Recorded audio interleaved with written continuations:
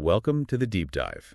Today we're taking a close look at a molecule you might only know from one pretty painful place gout. Right. But it turns out uric acid is way more complex with some surprising roles that are actually, well, good for us. Yeah, it's a real biological puzzle. Honestly, diving into the latest research on it has been pretty fascinating. That's right. Uric acid has definitely earned its negative reputation because of things like gout. Absolutely. But focusing only on that, you miss half the story, don't you? You really do. It's a molecule with powerful protective functions that seem quite essential for human health. And we're basing this deep dive on a really comprehensive scientific review published early this year in Pharmacology and Therapeutics. The title is Uric Acid in Health and Disease, From Physiological Functions to Pathogenic Mechanisms. That's a fantastic summary, yeah. Really captures where the science is right now. It does a great job, I think, pulling together everything we know from the basic chemistry, how our bodies handle it, to its surprising good deeds, and then, how it goes rogue and causes problems. So our mission today is to unpack the key insights from this source for you. Think of it as maybe your shortcut to understanding this often misunderstood molecule. We'll really explore this idea of it being a kind of double-edged sword. Exactly. The source makes that clear right away. Its role changes dramatically depending on whether your levels are in the normal physiological range Versus levels that are abnormally high Oh. or even low. Right. And it hints at this concept early on, this U-shaped association where both too much and too little can be problematic for certain diseases. We'll definitely circle back to that U-shape. And this all starts with something quite unique to us humans, actually. We have significantly higher levels of uric acid circulating in our bodies compared to almost all other mammals. Oh, really? Why is that? Well, there are two main reasons based on our evolution. First, at some point, humans lost the gene for an enzyme called uricase. Uricase. Most other animals use uricase to break uric acid down further into something easier to excrete. We don't have that enzyme. So it just stops at uric acid for us. It does. That's the end product for us. And second, our kidneys are remarkably efficient at reabsorbing uric acid back into the bloodstream after they filter it. So we don't break it down further, and then we actively hold on to it. Prebip sums it up. And the source mentions this higher level, while obviously a risk factor for diseases like gout today. Yep. It might have actually provided an evolutionary advantage for our ancestors, maybe helping maintain blood pressure on low-salt diets, things like that. So this molecule has been significant for us for a very long time. A molecule with a past. Definitely. Okay, let's start with the basics then. What exactly is uric acid, and how does our body produce it and get rid of it? Okay. At its core, uric acid is the final metabolic product when our bodies break down compounds called purines. Purines, right? Where do those come from? They come from two main places. Primarily from our own body's cells as they're constantly being recycled and turned over. That's endogenous metabolism. Happening in the liver, intestine. Exactly. Liver and intestine are key sites. And second, they come from our diet. Yeah. Purines are found in varying amounts in different foods. Got it. So like breaking down old cellular parts and also fuel from food. And how is uric acid actually made from these purines? Is there a key step? There's a series of steps, but the absolute key enzyme, the main engine driving that final conversion, is called xanthine oxidoreductase. Or XOR. XOR. Okay. This is the enzyme that produces uric acid from its immediate precursors. And since we lack that uricase enzyme we mentioned, this is essentially the end of the line for purine breakdown in humans. Okay, so XOR is the main producer. Now, once it's made, how does it move around? Yeah. And how do we get it out of the body? That's where cell membrane transporters come into play. You can think of them as specialized gateways or pumps in our cells. They control the movement of uric acid into and out of tissues, into and out of organs. They're absolutely critical for keeping levels in that healthy range. And the kidneys play the biggest role in getting rid of it, right? That's what most people think of. Yes, about 70% of the uric acid we produce is filtered out by the kidneys. But it's not just simple filtration. It's actually quite complex. The kidney tubules perform this intricate dance. They filter uric acid from the blood, then they secrete some more back into the forming urine. Okay. And then, crucially, they reabsorb most of it back into the bloodstream. They reabsorb most of it. Why would they do that if it's considered a waste product? Well, that goes back to that evolutionary puzzle. Maybe there were advantages. But yes, they are very efficient at pulling it back. And is that reabsorption controlled? Yes, by specific transporters on the kidney tubule cells. One of the most important ones is called URAT1. UR8T1. I feel like I've heard of that one. You probably have. It's a major target for many uric acid-lowering drugs because if you block UR8T1... You force the kidney to let go of more uric acid into the urine. Exactly. So UR8T1 is like a key gatekeeper that these drugs target. There are other transporters involved too, of course, moving uric acid into or out of the kidney cells. It's quite a system. You mentioned kidneys handle about 70%. Where does the other roughly 30% go? That other 30% is actually excreted through the gut, through the intestine. The intestine. I didn't realize that was such a significant route. It really is. And there's another important transporter there called BCRP, which plays a key role in actively pumping uric acid out into the intestinal lumen so it can be eliminated in stool. BCRP in the gut. Mm-hmm. Okay. Any other routes? Liver. There's some transport in the liver, yes, involving transporters like GLUT9 and GLUT12, but getting rid of it through bile is pretty negligible overall. Okay, so production mainly via XOR. Then this delicate balance of excretion, mostly kidneys with that key URT1 reabsorption step, and also the gut, involving BCRP. That explains why the body's levels seem so tightly managed. They really are. So what are those normal levels we're aiming for? Well, the source defines high uric acid, or hyperuricemia, as serum levels above 7 milligrams per deciliter in men and 6 milli-GDL in women. And low uric acid, hyperuricemia, is typically defined as below 2 milli-GDL. So that physiological sweet spot, the normal range, is generally between 2 and 7 milli-GDL. And what pushes levels outside that range, high or low?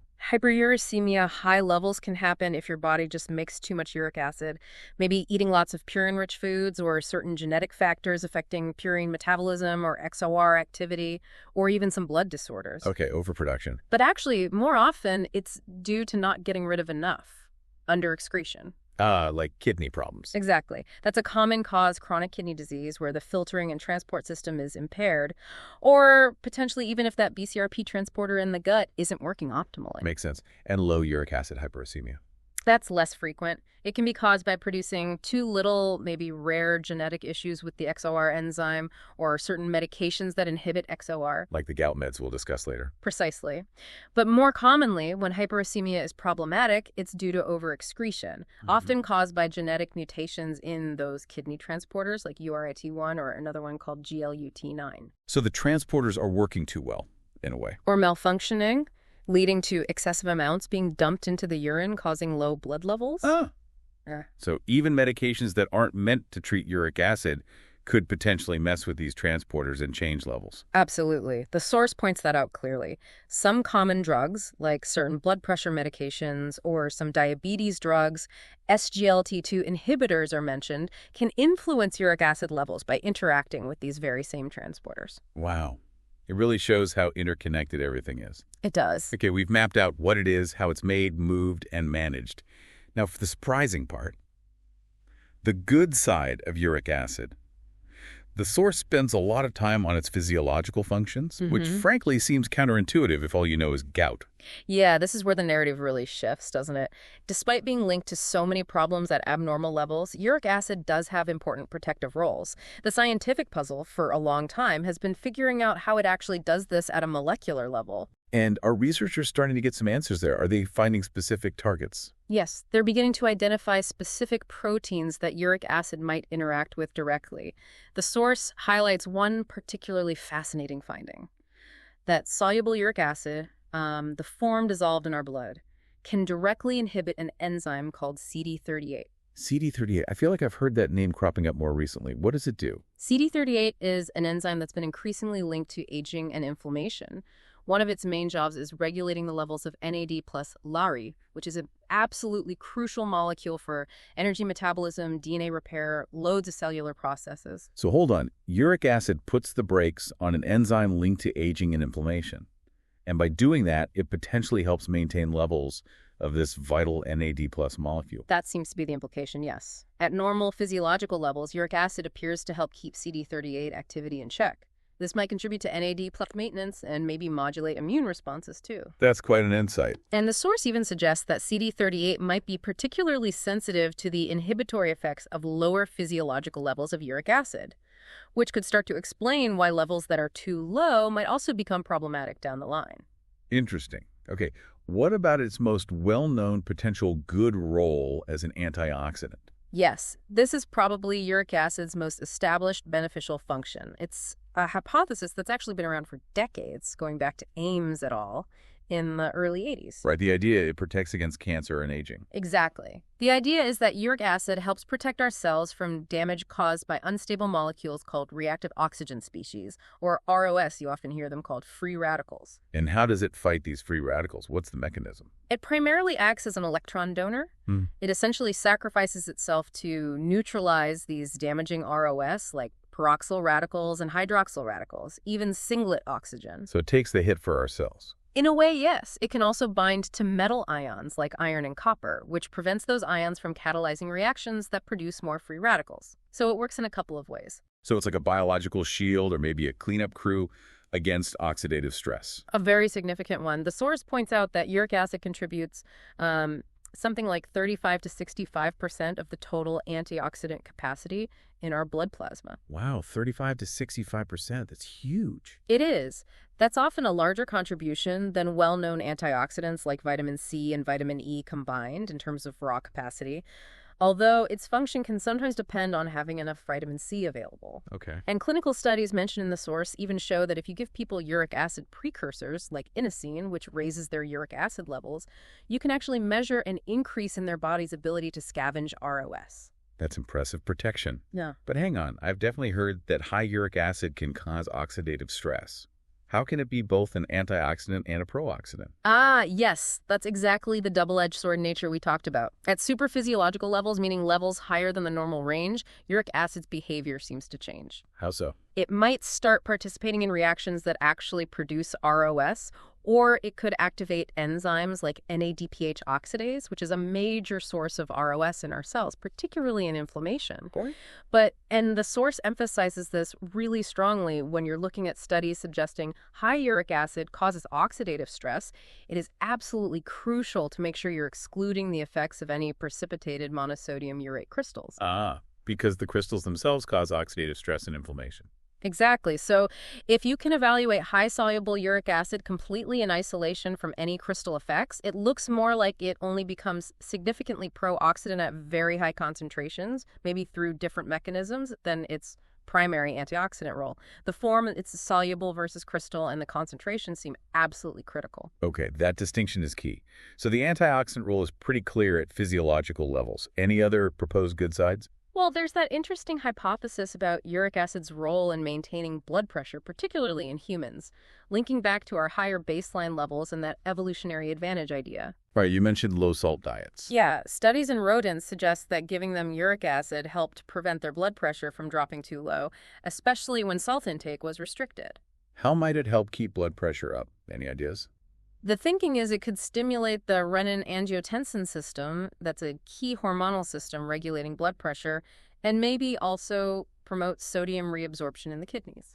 Interesting. And what about anti-aging? You touched on that with CD38. Right, linking back to the antioxidant role, obviously less oxidative stress generally means less cellular damage over time, potentially slowing aspects of aging. The protective shield idea again. Plus, the source explicitly connects the anti-aging potential back to that CD38 inhibition we discussed. By preventing NAD+ from being unnecessarily degraded by CD38, which tends to get more active as we age. Uric acid might help maintain cellular health and energy? Potentially, yes. Though, as the source carefully notes, that inhibitory effect on CD38 seems to be pretty much saturated at normal physiological levels. So going to even higher levels probably doesn't add more anti-aging benefit via CD38 and might actually start having negative effects through other pathways. So more isn't necessarily better there. What about the brain? Is there a neuroprotection link? Yes, that's another area where uric acid is thought to be beneficial, and it's likely tied again to its powerful antioxidant capacity, which would be especially important for a high metabolism, high oxygen consuming organ like the brain. Does uric acid even get into the brain easily? I thought the blood-brain barrier kept most things like that out. You're right. Under normal conditions, the blood-brain barrier largely restricts uric acid entry. It doesn't cross easily. However, the source suggests that under certain conditions, particularly where the barrier might be compromised, like in some neurological diseases or injury, it might be able to cross into the central nervous system more readily. And interestingly, clinical studies do show a correlation. Declining uric acid levels in the blood are often associated with an increased risk of developing certain neurological conditions. Which conditions are mentioned in the source? Multiple sclerosis, Alzheimer's disease, and Parkinson's disease are the main ones discussed. Okay, let's take MS first. For MS, studies in animal models and even a small clinical trial suggested that uric acid itself or its precursor inosine could alleviate symptoms.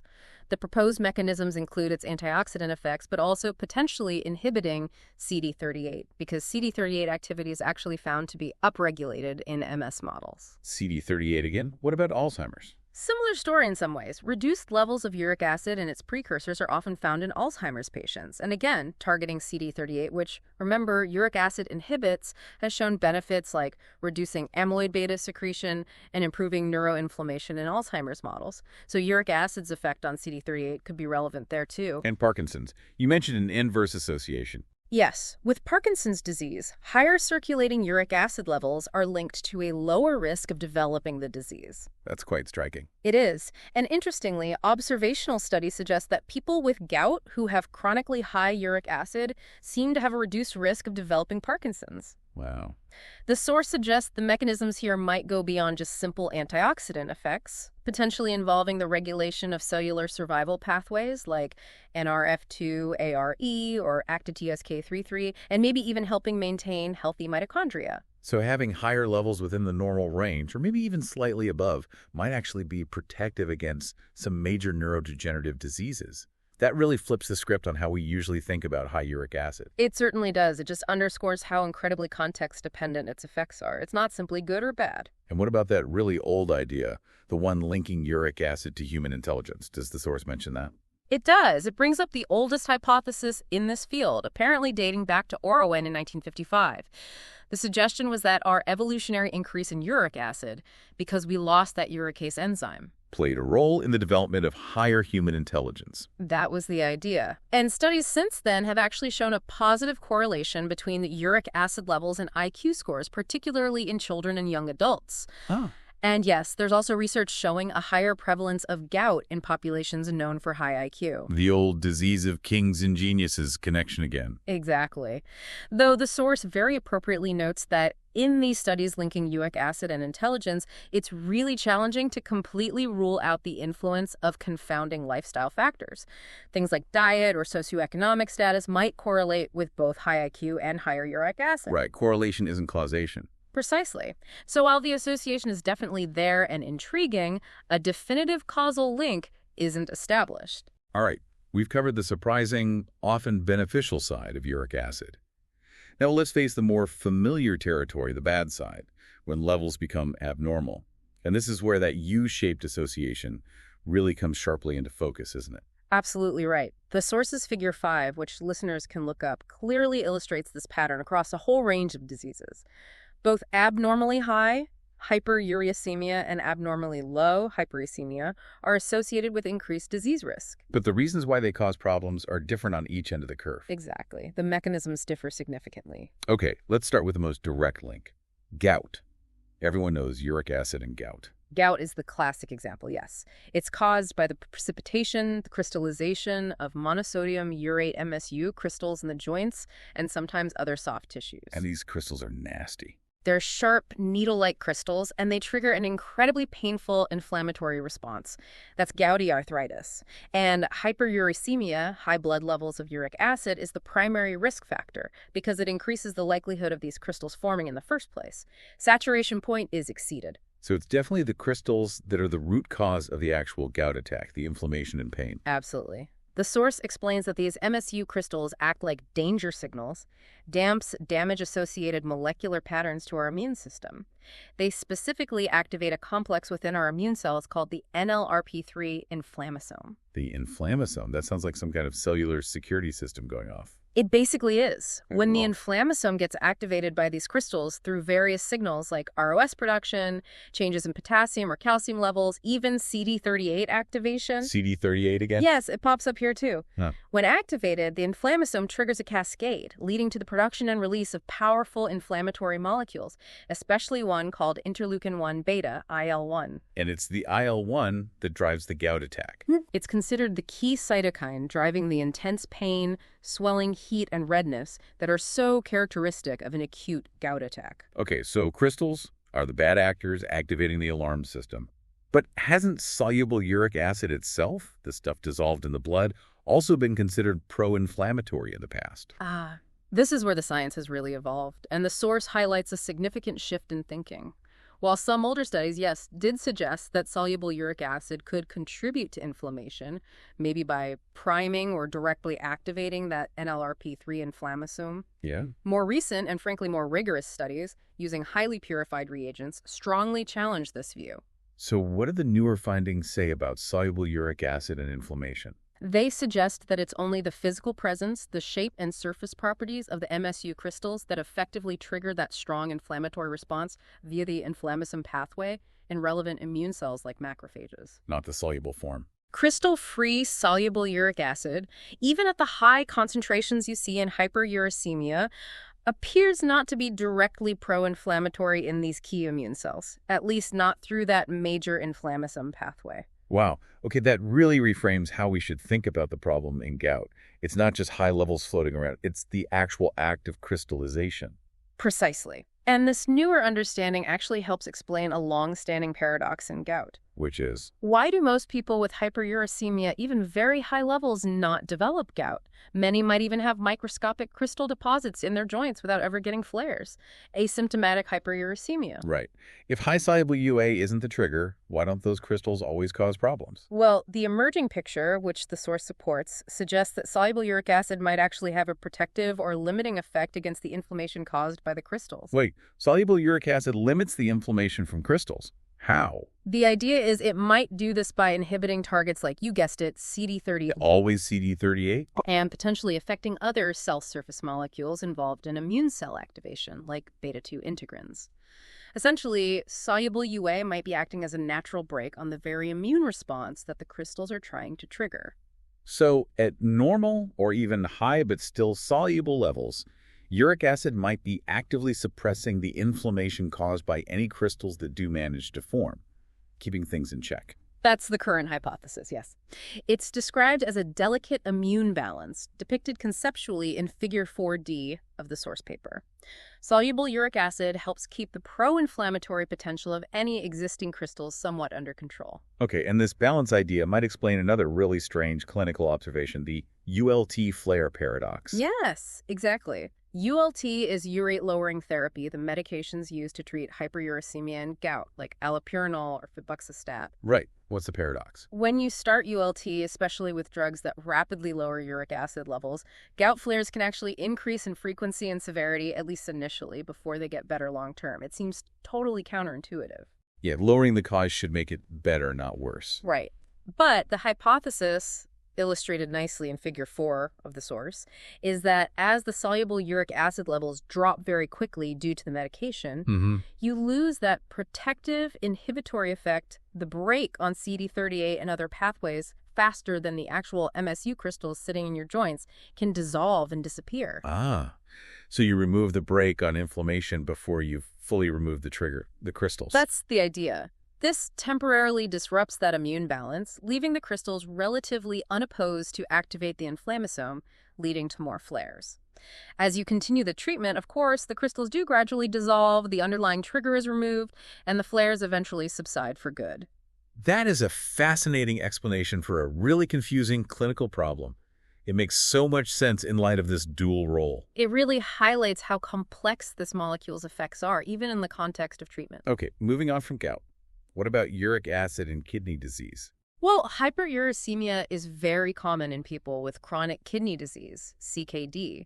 That's partly because damaged kidneys just aren't as good at filtering and excreting uric acid, so levels rise. So it's a consequence. It's definitely often a consequence. The big question, though, is whether high uric acid is just a consequence, or if it also actively causes or worsens kidney disease progression. Does high uric acid directly cause any specific kidney problems? It definitely causes urate nephropathy and kidney stones. No debate there. This happens when uric acid levels in the urine get too high, leading to crystal formation and deposition within the kidney tubules or collecting ducts.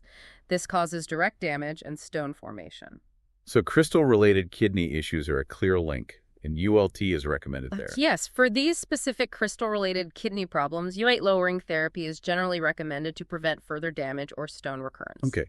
But what about the link between high-soluble uric acid and the gradual progression of chronic kidney disease, the loss of overall kidney function? That's where the debate really lies. Some earlier studies, often in vitro or in older animal models, suggested that high-soluble uric acid could directly damage kidney cells, maybe through oxidative stress or activating inflammatory pathways. But, similar to the gout discussion, newer studies, particularly using improved animal models specifically designed to induce hyperuricemia without causing crystal formation, have found, well, conflicting results. Some found no significant contribution of crystal-free hyperuricemia to CKD progression unless crystal deposition occurred. So the source seems to lean towards the idea that even in the kidney, it's primarily the crystals causing the direct damage, not necessarily just high-soluble uric acid floating around. Yes, the source suggests that crystal deposition, especially in conditions like low urinary pH, which favors crystallization, is a more likely direct driver of kidney injury and subsequent CKD progression related to uric acid. They even propose, based on this, that maybe detecting urinary MSU crystals could be a better indicator than just blood levels for deciding which patients with hyperuricemia and CKD are most likely to actually benefit from ULT aimed at protecting the kidneys. That's a very practical potential takeaway. Yeah. What about the other end, low uric acid and the kidneys? Does the U-shape hold? It seems to. Hyperuricemia is also associated with an increased risk of CKD, or at least reduced kidney function, lower GFR, reinforcing that U-shaped pattern. There might be some gender differences in this link, with slightly higher low thresholds perhaps being relevant for women. Okay. And importantly, a specific condition called renal hyperuricemia, which is caused by genetic mutations in those kidney transporters, like URAT1 or GLUT9. The ones that cause overexcretion. Exactly. That condition is a proven cause of kidney stones and sometimes exercise-induced kidney injury.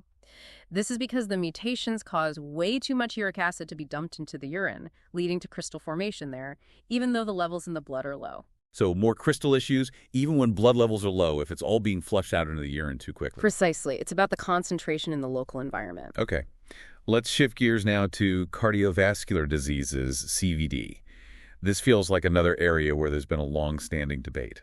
Absolutely. Is hyperuricemia just an innocent bystander, a marker for CVD risk because it travels with other bad actors, or does it actually trigger or contribute to heart and blood vessel problems? That enzyme XOR, the one that produces uric acid, that pops up in CVD contexts too, doesn't it? It does. XOR activity itself is implicated in cardiovascular disease processes, sometimes seemingly independent of the uric acid it produces.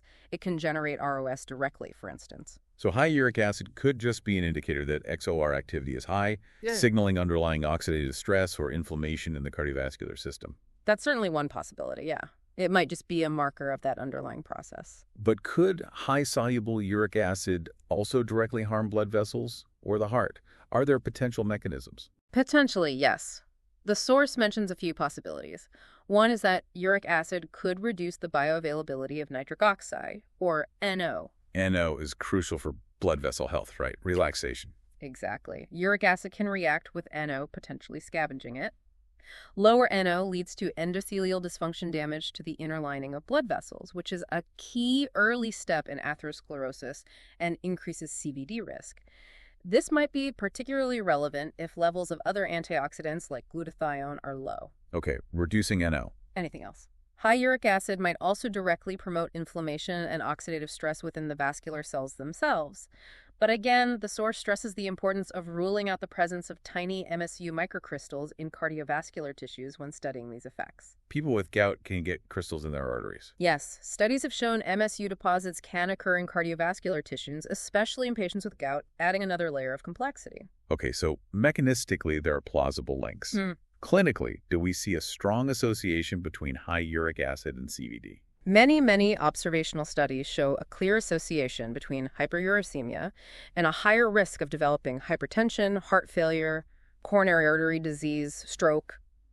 The list goes on. But is it causal? That's the million-dollar question. The source points out how incredibly challenging it is to definitively prove that uric acid is an independent risk factor, separate from all the other things it clusters with. Like smoking, diabetes, obesity, high blood pressure itself, kidney disease, older age, male gender, certain genetic predispositions.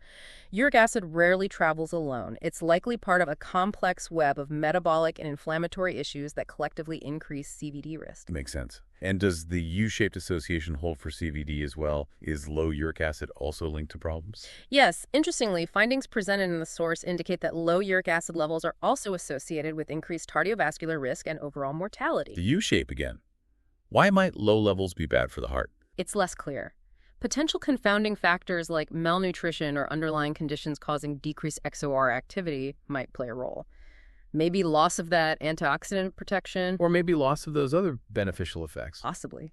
And the source even mentioned one controversial finding from a large clinical trial database analysis where rapidly lowering uric acid with ULT was unexpectedly associated with an increased risk of cardiovascular events, although this is highly debated and needs confirmation. Wow.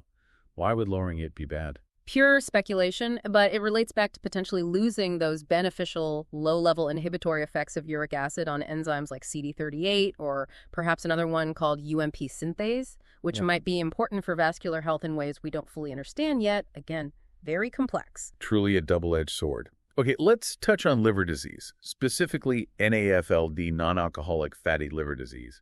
Is there a link there? Yes, there's a clear correlation seen in many clinical studies between higher uric acid levels and the presence and severity of NAFL. Any ideas on how they might be connected? Potential mechanisms? The source suggests a few ways. Supraphysiological uric acid could potentially promote fat accumulation, steatosis, and insulin resistance in the liver, possibly again involving the activation of the NLRP3 inflammasome within liver cells. Inflammasome again. Seems to pop up everywhere. And inhibiting XOR, the uric acid-producing enzyme, has been shown to help reverse these fatty liver effects in animal models. Okay. Anything else? The source also notes that the cell death associated with more advanced NFLD might itself create an environment that encourages the deposition of MSU microcrystals within the liver tissue, which could then worsen inflammation and fibrosis. Crystals in the liver too? Potentially, yes.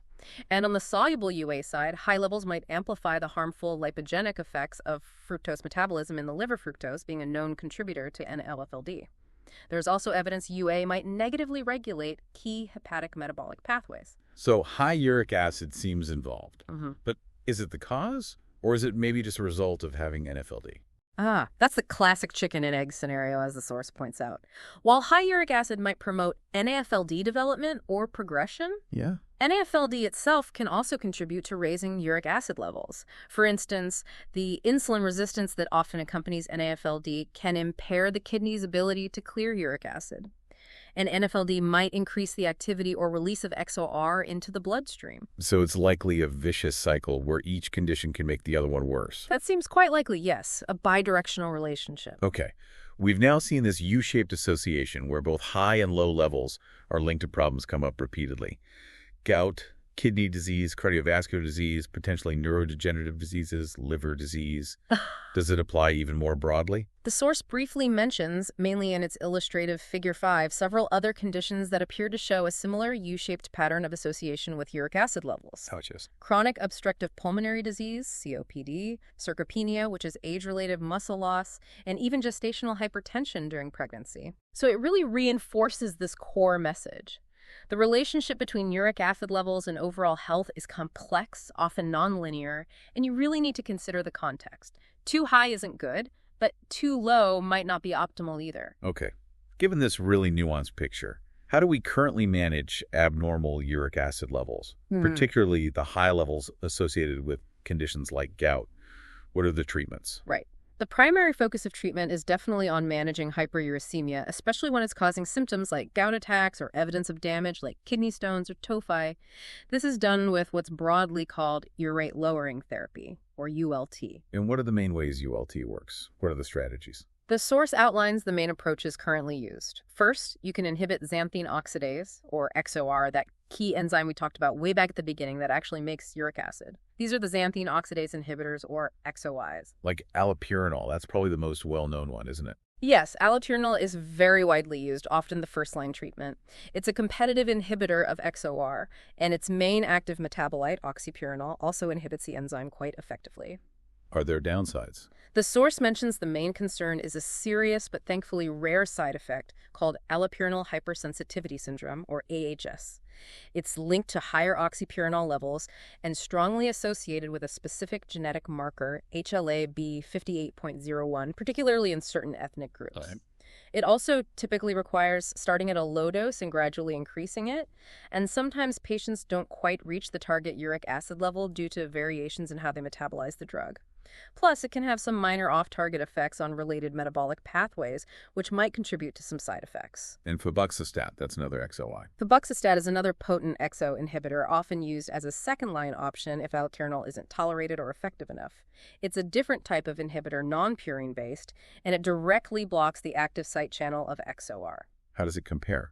It's primarily eliminated by the liver, which can make it a useful alternative for patients with significant kidney problems, unlike allopurinol, which relies more on kidney excretion. The source does note the FDA issued a warning about a potentially higher risk of cardiovascular death with febuxostat compared to allopurinol in patients with established cardiovascular disease based on one large trial, although subsequent data has been debated. On the plus side, it very rarely causes that severe hypersensitivity seen with allopurinol and is very effective at lowering uric acid. Okay. Any others in this class? Topiroxostat is another XO inhibitor currently approved in Japan. It's described as having a sort of hybrid mechanism. Some studies suggest it might have kidney protective effects beyond just lowering uric acid, like reducing protein in the urine. Like febuxostat, it's mainly processed by the liver, so it's another potential option for those with renal dysfunction. Okay, so that's reducing production. What about the other main strategy, getting rid of more uric acid through the kidneys, increasing excretion? Right. Those are the uricosuric agents, specifically the URT1 inhibitors. They target that URT1 transporter we discussed in the kidney tubules. The one that reabsorbs uric acid back into the blood. Exactly. By blocking URT1, these drugs reduce that reabsorption, meaning more uric acid stays in the urine and gets excreted from the body.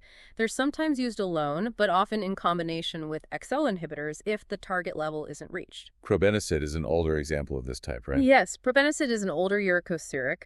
The source notes it's less selective than newer agents and has only a moderate effect on uric acid excretion.